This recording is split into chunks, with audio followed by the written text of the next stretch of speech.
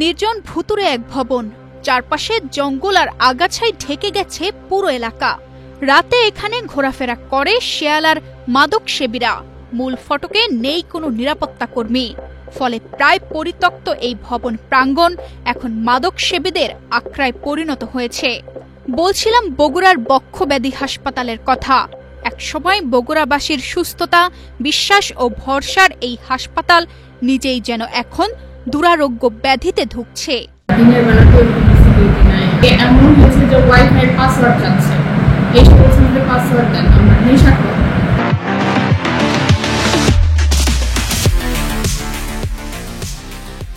এই সমস্ত পাসওয়ার্ড দেন, আমরা নেশা করি।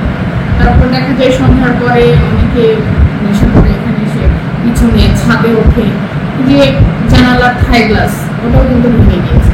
ওদেরকে যখন বলা হয় যে কোনো সরকারি ডাল গালে ভেঙে টাকাতে হবে না, বলে যে আমি 2-4 বছর দিয়ে জেলে থাকবো, তারপর কোথায় যাবে না, আমরা আসবো, এরকম।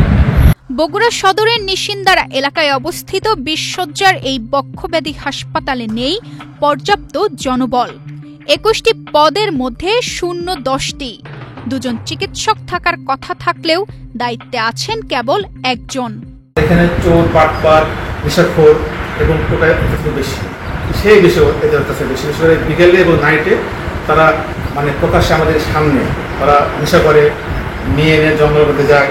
আমি একজন একমাত্র মেডিকেল অফিসার এখানে, আমরা খুবই অনিরাপদ বিকেলে বা সন্ধ্যায় রাতে অনেক সময় পেশেন্ট খারাপ থাকে, আপদটা আসতে পারে। তাছাড়া নার্সরা সবসময় থাকে, নাইট ডিউটি, ইভিনিং ডিউটি থাকে। তো দেখা যায় একা একা ইভিনিং যে কলাপসিবল গেটটা লাগাবে, রোগীরা অনেক সময় বাইরে যায়, আবার আসে, ওনাকে নাস্তা নিতে চায় অ্যাটেন্ডেন্স। তো এই সময় যে গেটটা খুলে দেবে, গেট খোলা লোক পর্যন্ত নাই।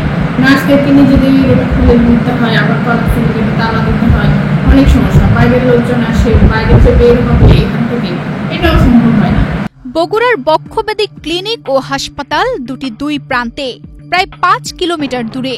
রোগীকে এক জায়গায় পরীক্ষা, আরেক জায়গায় ভর্তি, আবার রিপোর্ট দেখতে ফিরে আসতে হয় আগের ক্লিনিকে। এতে চরম ভোগান্তিতে পড়ছেন রোগীরা। রাত দিন সবসময় বহিরাগতরা ভিতরে ঢুকে মাদক সেবন করে। হাসপাতাল কর্তৃপক্ষ কিছু বললে হুমকির মুখোমুখি হতে হয় বলে অভিযোগ রয়েছে। এরপর আমাদের পদ আছে, এরপর পদ ছাড়াও আমাদের মানে যে ডে গার্ড বা সিকিউরিটি গার্ড এগুলো হলে আমাদের সুবিধা একটু বেশি হয়। যেহেতু এরিয়া বড়, জঙ্গল বেশি, জনসংখ্যা নাই, ঠিক আছে, যার জন্য আমাদের সারাক্ষণই এখানে থাকতে হয়, ভিতরে সন্তুষ্ট থাকতে হয়। এক কথায় জনবল না থাকার জন্য আমাদেরকে অত্যন্ত ভয়ে এখানে রেডি করতে হয়, আমাদের নিরাপত্তার অভাব।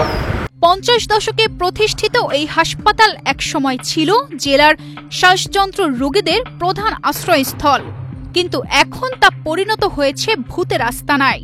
জরুরি ভিত্তিতে সংস্কার ও প্রয়োজনীয় লোকবল নিয়োগের মাধ্যমে খুবই প্রয়োজনীয় এই হাসপাতালটি সচল করার দাবি বগুড়াবাসীর।